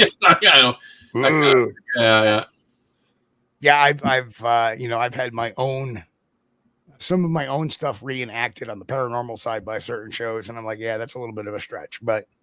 And Mrs. Jenny Chapman wouldn't be a short 4'11" First Nation woman. She'd look like a model. Yeah. Played by Scarlett Johansson. Or something like that. Yeah. Okay. Question: do you have access? This is from Mick. Do you have access to Bill Miller's research material? Oh, quite a bit of it, yes. The late Bill Miller passed away a couple of years ago. We were basically partners for the longest time while he ran his business here. And Bill had one big drawback, in my opinion. One huge drawback. He never wrote things down. He never wrote things down. And I used to get on him about that all the time. And he said, he'd look at me and say, I see you doing it, typing out all these detailed interviews, and it takes you like a couple of days. I don't want to do that. Yeah. I said, yeah, but what are you going to, I wish the hell he had written something down when he went down to the Ford Motion Picture Lab there in the early 2000s and actually talked to the people who produced the PG film. He went there for another reason, but the subject came up and they said, oh, yeah, we produced that movie here. We showed it on the wall. Well, tell me about it. But he didn't write any of it down. Didn't take names. That was Bill. Yeah. Yep. But still, that was a big question about the Patterson Gimlin film, was where the hell did that film get developed? Ford Motion Picture Lab in Seattle, Washington. Yeah, and you found it. It was like, all right. Yeah. And that solved the big mystery. Mm-hmm. So next question is from Lester Taylor. Thomas, has Canada eased up with you on Facebook yet? Whatever that means. No. As a matter of fact, every episode of On the Shoulders of Giants has been taken down. They've taken it off, and they won't allow it to be shown in Canada. Something to do with media. It's basically Trudeau censoring everything again, but it's basically, I'm not sure that but anything that's media, there's supposed to be a deal where Canadian media is supposed to have. I don't understand it, but a lot of stuff in the States we can't see here on Facebook anymore. But there are 2 episodes of The Shoulders of Giants that were done on a different platform other than Blog Talk that were not taken down. Right? I told Diane we got to try to find another platform because I can't show them on my Facebook page anymore. All I can do is post a link. Yeah. Right. And you have to go to Blog Talk site to actually listen to the show. So here's a suggestion: is since it's an audio show, right? If you get hooked up with Spotify for podcasters, they will also disseminate that material to iHeartRadio, Amazon. You can create all these different accounts and have those episodes disseminated. Like this show itself, what we do is after the show, we download them and then we file it so we send it over to Spotify. What it does on the YouTube platform, it creates an audio episode, but it's Spotify, the video shows, and as well as it being the audio portion being podcast across iHeartRadio, Castbox, Breaker Radio, Google, Apple Podcasts, Google Podcasts, and that's automatically done by Spotify. Mm-hmm. So there's an avenue there for you to kind of propagate the show a little bit outside the realm of just Facebook alone.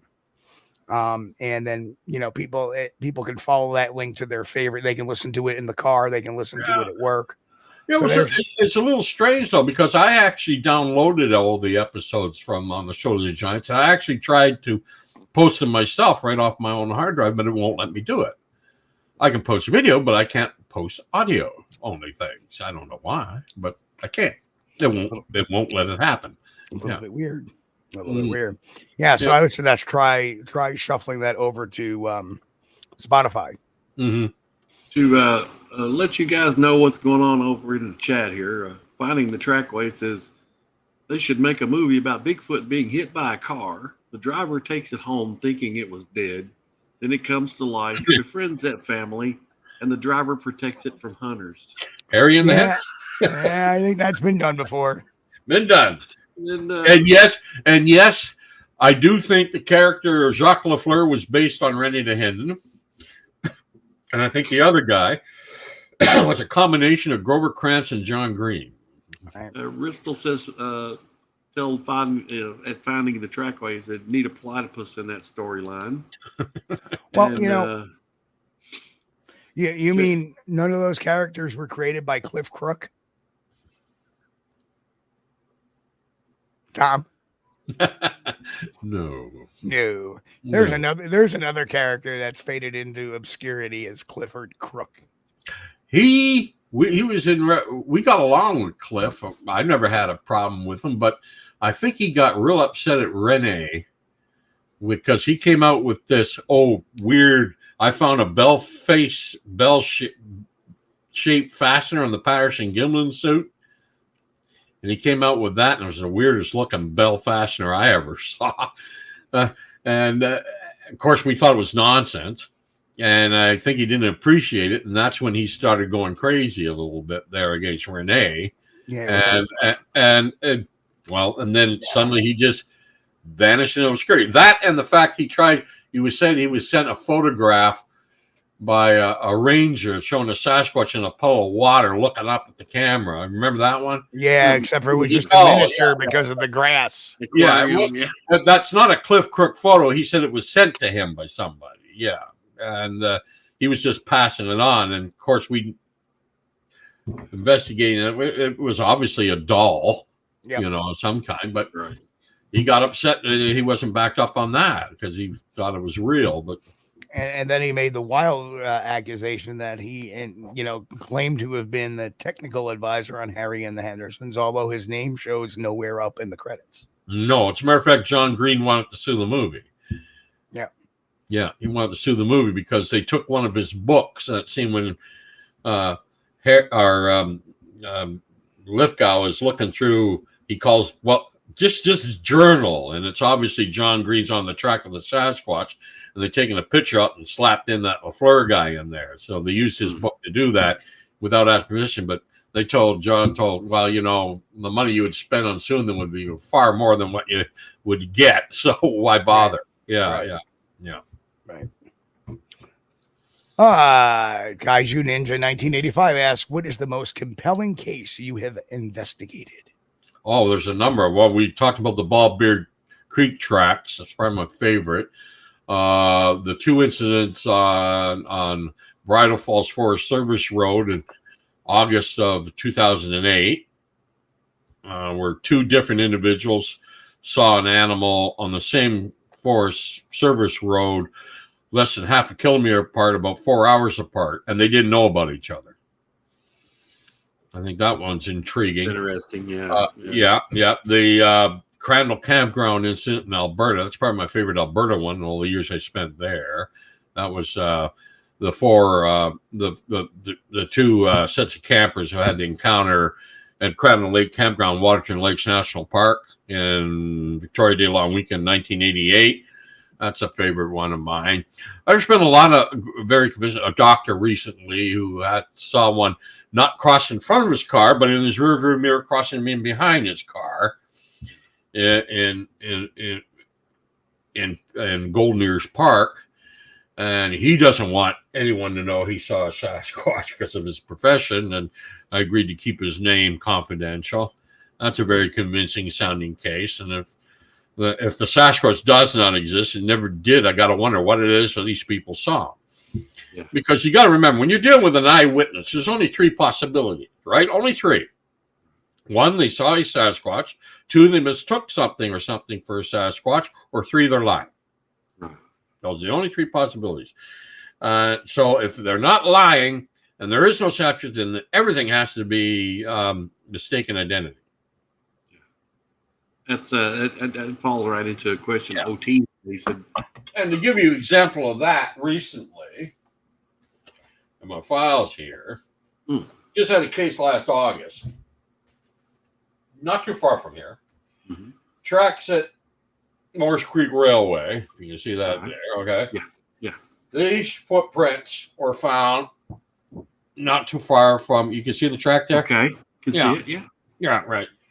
Several footprints were found, and then just down the railway tracks, he photographed a blurry picture of this figure walking along the tracks. Oh, man. Okay. Can you make that big, Steve? Yep, I'm working on it. Okay. Oh, yeah. Okay. And here's the footprints that he saw. One of the footprints he saw just moments before. Okay. This man he's not claiming he saw a Sasquatch. He's just wondering. He thought he'd tell me about it. And I noticed that, first of all, this trail is a very popular trail leading down to a hiking trail along this particular creek. And first thing I thought was wrong is the footprints only have 4 toes. And I realized this isn't an attempt to fake a Sasquatch footprint. You can get sandals here that have naked feet, human feet, on the underside. They're meant as a joke item, not Sasquatch. It's just, bare feet walking, right? Yeah. And you can buy them.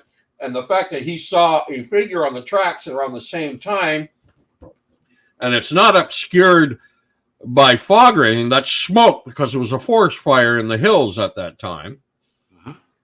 I don't know what that is. Is that 2 people walking along the tracks? Is that a bear on the tracks? Who knows? But I think it's a combination of 2 incidents that happened right at the same time that made this individual think, geez, is there something here? When in fact, it was just visual misinterpretation. Yeah. But that's why you investigate and you follow up. Yeah. You find out. OT said if Bigfoot doesn't exist, then what are people seeing out there? Well, like I said, if the Sasquatch does exist, that's one possibility. 2, mistaken identity. In other words, they're mistaking something or someone for a Sasquatch. Or 3, they're lying. And I'm afraid number 3, and this is a fact, gentlemen, number 3, people are lying. That happens a lot. Yeah, well, especially on social media. Yeah, especially on social media. So in many ways, and again, I'm only expressing my own opinion, one of the worst things that ever happened to this research was the invention of the internet. Because it's a soapbox for every snake oil salesman out there. Yeah, it turned out to be a curse rather than a benefit. Well, it's a benefit, but it's got its drawbacks. Yeah. Yeah. Lots of them. Yeah. Yeah, lots of them. But a lot of people mistake things. I didn't know deer growled. Yeah. But they do. I didn't know it was possible for wildlife to have bright red eye reflection, but it does. Yeah. You know, Or I even found that out myself. Yeah. Or even blue reflection. I've seen that too. Yeah, yeah. And I never knew bears can't growl. Yeah. Bears can't growl. No, they make that weird noise that's sort of like they smack their lips. And yeah, chatter. Yeah. Yeah. And I heard something growling behind me when I was looking up near the entrance to Sasquatch Provincial Park. And I thought, oh God, what's behind me? I looked and it's a mule deer. I never heard a deer growl before, but it did. What the hell? Okay, next question. Why does nobody talk about Robert Morgan, W. Morgan, anymore? Well, Robert Morgan sort of went weird on us. Right. Okay. He's into that First Nations spirituality stuff and other dimension stuff and stuff like that. So he kind of took himself out of it, really. Yeah. And he has gotten up there in age too, so he's not really. Oh yeah, he's old. He's been around a long time. He's been around longer than I have. Yep. Yeah. I remember seeing him in a documentary, I think from the 1970s. Oh, he made an excellent documentary film, and the reason why I love the film is not so much because of the research that was done on it, it's because it was filmed in the Mount St. Helens region just a year before she woke up. So you get an excellent idea of how beautiful that area was before the eruption of 1980. Yeah. Right. Yeah. Very cool. Tackle Tactician asks, what about the researcher that was in Tennessee? That's Janice Carter, the Janice Carter form for the Bigfoot knocks on the door asking for garlic. That was Janice Carter's Bigfoot fox knocking on the door asking for garlic. Yes. She had names for them and stuff like that. Never got a single photograph, but she did take a picture of a stick and dropped. Yeah. And then what's his name? Igor Bertz. Yeah, he lived with goes her for over a while. there, and he didn't see anything, but he believes her. Well, Igor is great science. He has done a number of things lately that makes us question his sanity. Yeah, I mean, phone call, I could never understand, and a lot of us, John, Yana Perez, couldn't understand why Rennie was so mad at the Russians. Well, now we know because they're gullible as hell. Yeah. Or they're, I know years ago, this goes back 12 years ago, 13 years ago, when Meldrum went over to Russia, he basically said that it just seemed like a dog and pony show to him. There wasn't anything science, and Igor was kind of like the spin doctor there, trying to get everybody coordinated to all these different little fanfare things just to drum up tourism for this area of Russia. Mm-hmm. So, yeah. I met Dimitri, and matter of fact, we picked Dimitri up at the airport when we were going down to the Willow Creek Symposium in 2003. Wow, he was absolute. Like Igor, he was absolutely convinced by the Carter Coy nonsense. Really? Wow, I did not know that. Yeah. I spent half that trip asking him why. Yeah. That's very sad. But then again, I think it has a lot to do with their culture. Mm-hmm. Do you think Janice Carter may have actually had a sighting and then I doubt it. went to her head? I doubt it because she started associating first with Mary Green, the late Mary Green. Yeah. And Mary Green wrote a book, didn't she? Yeah, and Janice Carter did too. Yeah. But it wasn't really didn't go to like Amazon or anything like that. It was just like a self-published book. Went to a local printer and so many copies were done.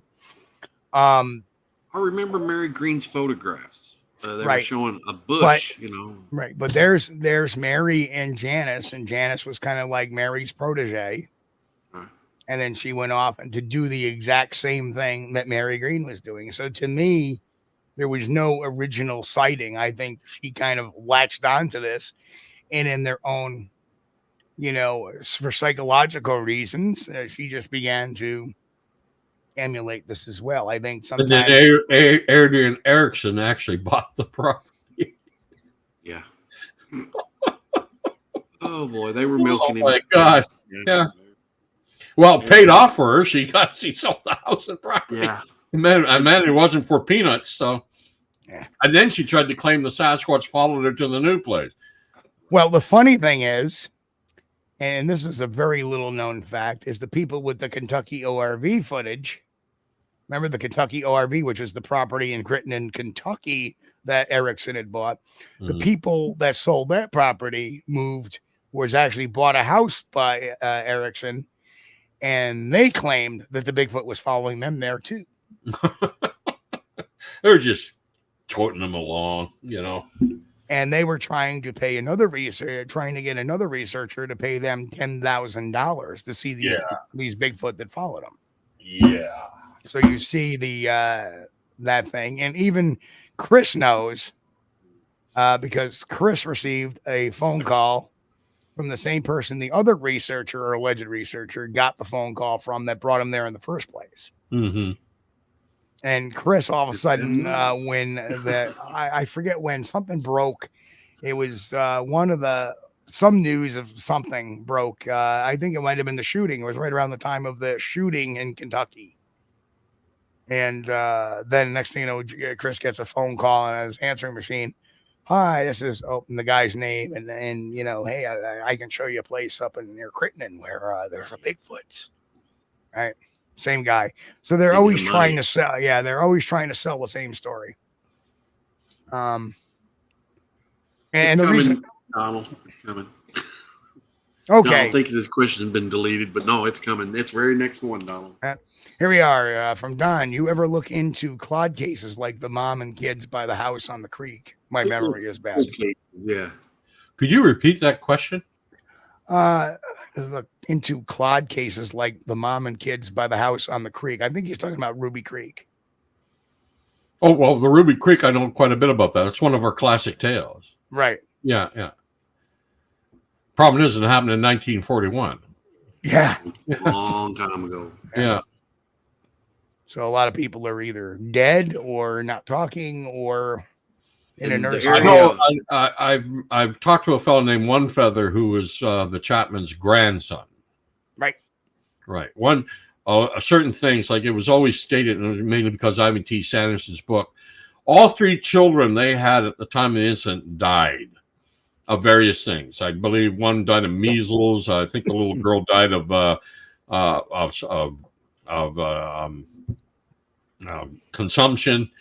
And they had a second batch of kids, and it was always stated that the second batch of kids drowned with the adults in the boat on the Fraser River. That's not true.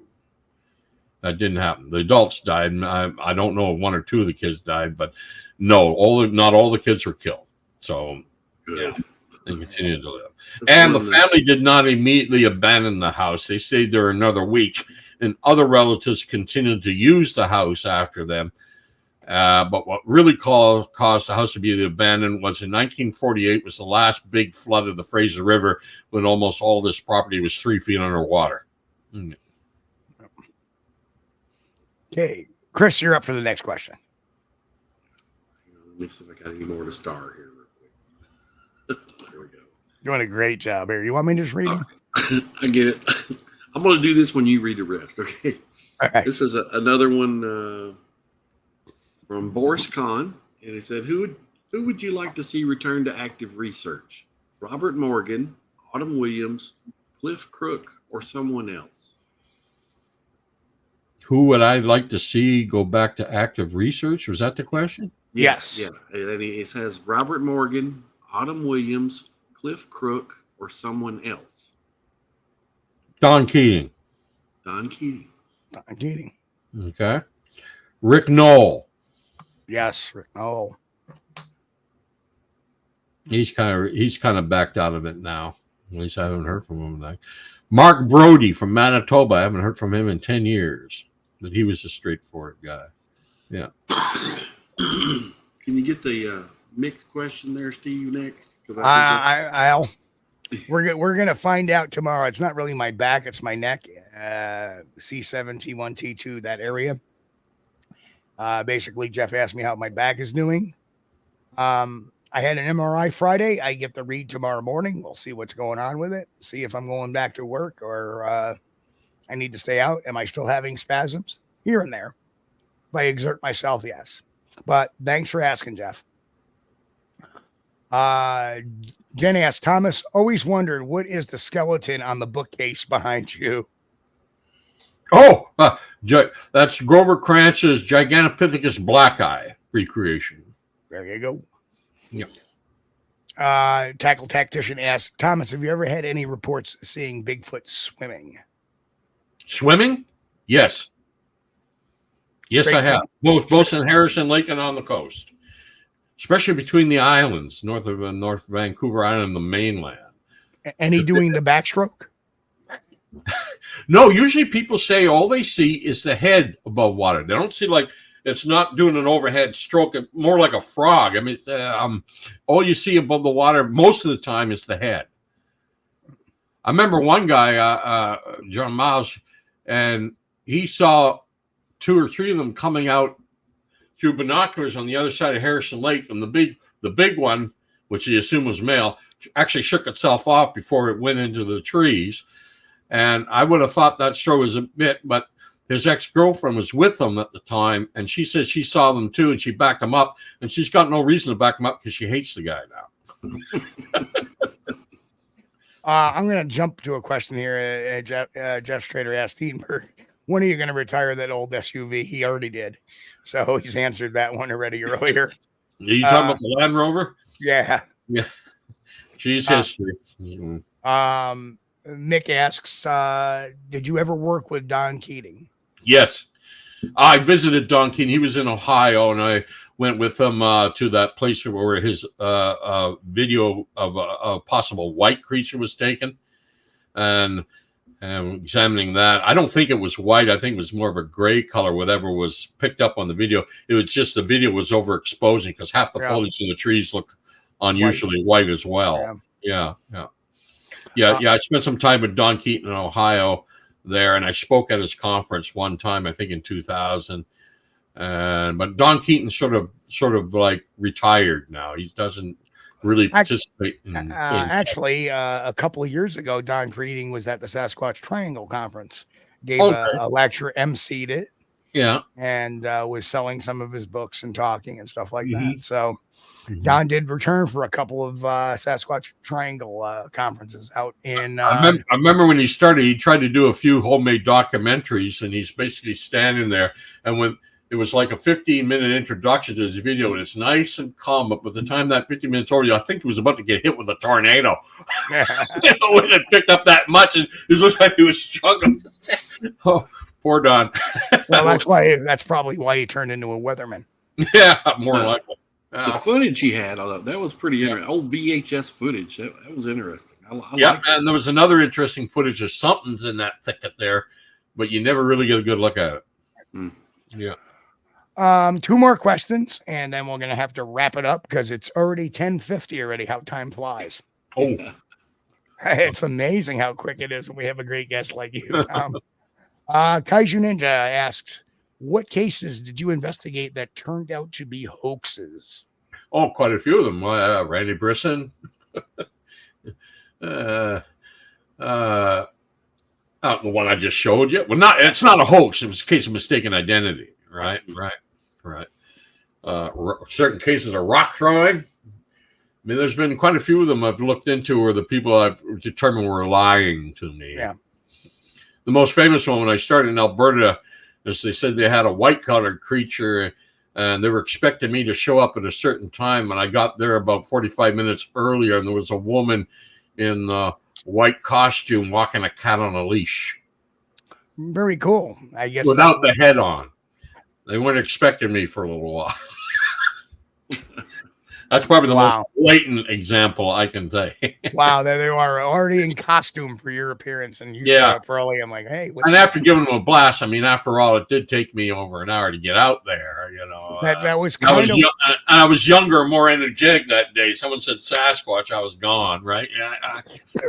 And I get there, and I see this woman walking a cat on a leash, and she's got a sort of like a white, really bad costume on. Without the head. The head's on the picnic table. They weren't expecting me for a little while yet. They walk up, hey, is this the Bigfoot here? Case solved. Oh man. Yeah, you back in the day, you mentioned Bigfoot. Tom moved faster than Jack Ruby at a perp walk. Yeah. I don't know how many times when I was living in Alberta, I drove all the way to the West Coast or Bella Coola just to find out the guy. Other people said he was unreliable, or the incident actually happened 3 weeks ago, not 3 days ago, that kind of thing. Yeah. Okay, so that's that one. And lastly, Grasshopper asked, Thomas, is your friend John Kirk's sighting credible? If he's referring to the one outside Sasquatch Provincial Park in 2017, I think it's a very strong possibility that group of people did see something. Yeah. We found tracks there a couple of days later and cast 2 of them. And somebody also threw in there, Bigfoot Field Guy, what do you think of Thomas Seward? Well, Thomas is a First Nation from the Klok-Klok-Ewok band in Vancouver. I've spent a whole week with him on something that was ridiculously called Operation Sea Monkey in 2016. I would have called it Expedition Searching for Apes or something like that, and not Operation Sea Monkey, for God's sake. But yeah, Seward was our main guy because he knew that area like the back of his hand, and he knew the history of everything in that area. He's kind of like me here in the Harrison area. Oh, Grasshopper just let us in on a little secret. He was at the sighting. Yeah, I remember you. You were there, Grasshopper. Yeah, I remember it. Yeah, I think it's very credible. But again, there were contradictions by the witnesses, which is common. Yeah. I've gotten witnesses to crimes that one saying I kicked myself for that one because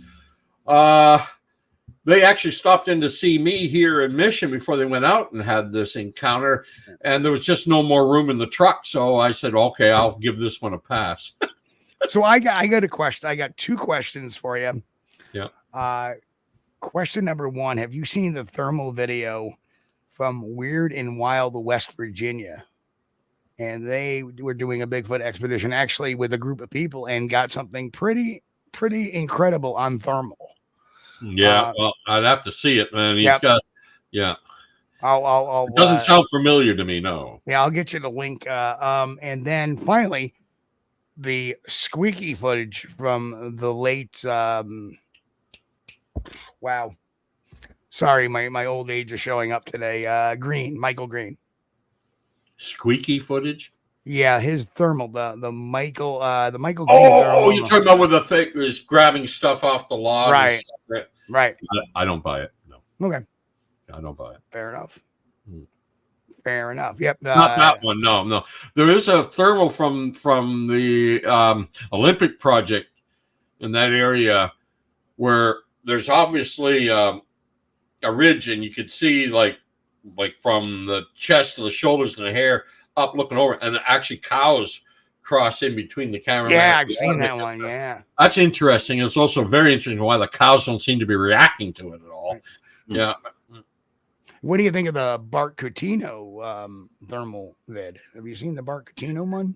I'll tell you what the biggest problem with the thermals is. To the average public, it means very little. It's just Casper the friendly ghost in the dark background. Yeah. Agreed. Yeah. Yeah. But as researchers, I think that's a pretty damn good tool we have. It's a damn good tool to have. Yes, it is. But I don't know if you saw the Bart Coutinho video. They actually videotaped it for, I think it was like a 15-minute video. And they were actually got him on video throwing rocks or throwing something and moving about. And there was more than one. And they went to recreate it, and they, much to their credit, and Bart Coutinho's a pretty stand-up guy. Mm-hmm. The only bad thing is that in the mix there, sound asleep at the camp was Justin Smeha. But that was at the time when Smeha was pretty active in going out with these people. But yeah, the video looks very interesting. He's the man who claimed to have shot one, isn't he? Huh? Yes. Yeah. It turned out to be, well, it was an excellent takedown of the Ketchum Project, which people failed to see, that he sent part of the sample to her, took the other sample and privately tested it, and waited until Ketchum started saying, oh, this is our, obviously this would have been the centerpiece of the study. Here we have a witness that says he shot one, and it mysteriously has all the same DNA as all these other samples we have, of being half human and half something else, angel DNA, whatever. And Catino was like, Smeha was like, nope, it's bear. The sample I have is bear. So who knows what that whole story, he still claimed it, but his story changed so many times. Like we were the first ones to have him. We did a 3-way show. The biggest giveaway is when they altered the story to conform to the criticisms or the questions. Correct. If it happened, it shouldn't change at all. But they start adjusting to try to have an explanation for your question. Right. Say, well, that's not what you said before. And before you know it, they've lost track of what they said before. His story got more dramatic too. Yeah. Choked one out. And again, like I say, as an investigator, interrogator, when I started seeing that, this is all baloney.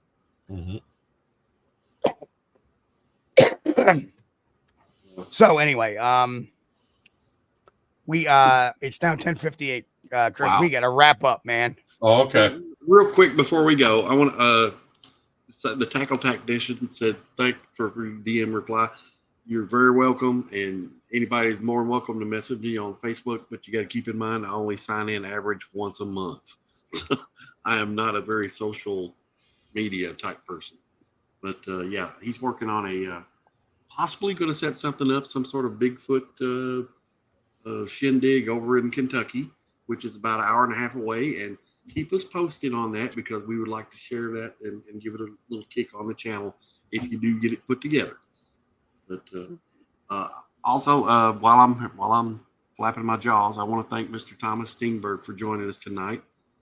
It's been an honor. It's always been a pleasure. This show went by so fast. I can't believe it. It seems like we've been 15 minutes and it's already been 2 hours. Real fast.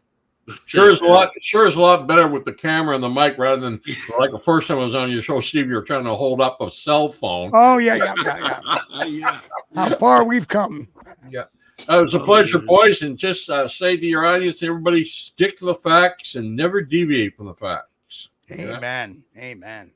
And, Thomas, I want to thank you, too, as well.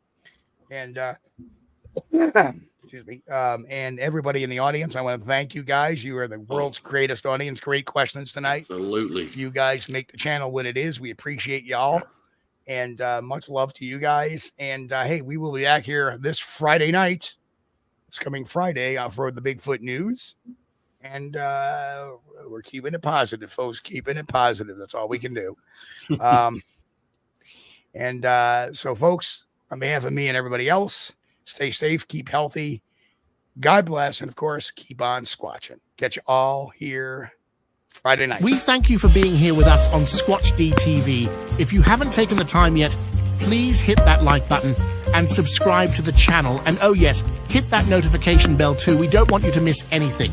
If you really like our content, you should consider becoming a member. And it's really inexpensive and a great way to support not only the show, but honest Bigfoot research. Everyone have a great week. Be safe and God bless. We will see you all here next time on Squatch-D TV. Keep on squatching.